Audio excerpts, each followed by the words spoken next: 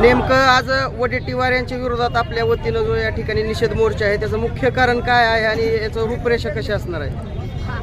तर विजय वडेट्टीवार हा एक कार्यकर्ता आहे. त्या कार्यकर्त्याला हे भान असलं पाहिजे आपल्या जन्मभूमीमध्ये, आपल्या मातृभाषेमध्ये, या मराठी मातीमध्ये जन्माला आलेलो आपण त्याचं भान असलं पाहिजे. कारण का इथं जन्मलो, इथलीच भाषा शिकलो, इथंच आपण ह्याच अध्यात्मामध्ये जगतो, तरी देखील त्याला अध्यात्माची कोणत्याही प्रकारची गोडी नाही. कारण आमचे सर्वांचेच दैवत, पूर्ण महाराष्ट्राचे, पूर्ण जनतेचे दैवत जगद्गुरु रामानंदाचार्य श्री स्वामी नरेंद्राचार्यजी महाराज यांना त्या विजय वडेट्टीवाराने अपशब्द वापरले आहेत. आणि असं त्याचं म्हणणं आहे की ते महाराज वगैरे काही नाहीत. कितपत योग्य आहे? खरंच तो कार्यकर्ता आहे का? काय शिकवणार आहे खालच्या जनतेला तो? मला वाटतं, असं वाटतंय तो जो काँग्रेसचा कार्यकर्ता आहे ना, काँग्रेसचं जे रोपट आहे ना पूर्ण उपटून टाकले. परंतु विजय वडेट्टीवार सारखा एक कडवट बी अजूनही शिल्लक होतं आणि त्याने त्याचं जे गुणधर्म आहे ते दाखवायला चालू केलेत. त्यानं जर जाहीर माफी आमच्या जगद्गुरु श्रींची नाही मागितली तर त्या बियाला आम्ही खरंच बाहेर उपटून, बाहेर फेकून देऊ. एवढी आमच्यामध्ये ताकद आहे गुरुमाऊलीच्या कृपेनं. आणि हे जे कारण का पत्ता कडवा है, एक भान असलं पाहिजे, भान असलं पाहिजे ह्या व्यक्तीला. आपण कार्यकर्ता म्हणून जगत असताना कसला कार्यकर्ता हा ज्याला साधूंची संतांची किंमत नाही, अशा कार्यकर्त्याला झोडपलं पाहिजे. नालायक कुठला आहे हा कार्यकर्ता? कोण म्हणाल ह्याला कार्यकर्ता?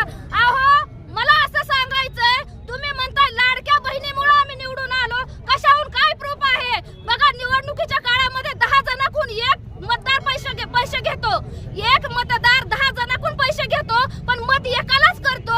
मग लाडकी बहीण योजनेतून एकालाच पैसे दिले ना? खरं आहे का खोटं आहे?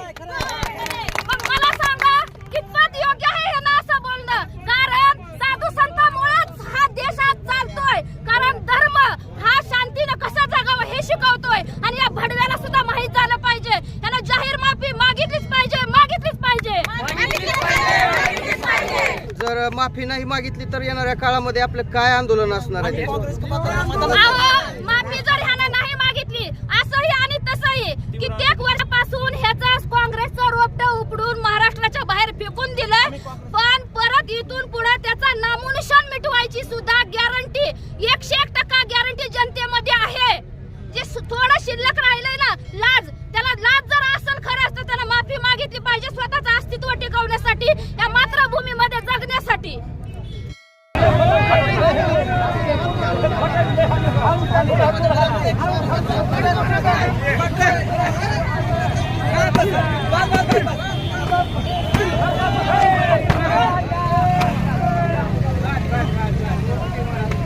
मुर्दाबाद मुर्दाबाद मुर्दाबाद मुर्दाबाद. वडेट्टीवारला माफी मागितलीच पाहिजे, वडेट्टीवारला माफी मागितलीच पाहिजे. मुर्दाबाद मुर्दाबाद वडेट्टीवार मुर्दाबाद, मुर्दाबाद मुर्दाबाद वडेट्टीवार मुर्दाबाद.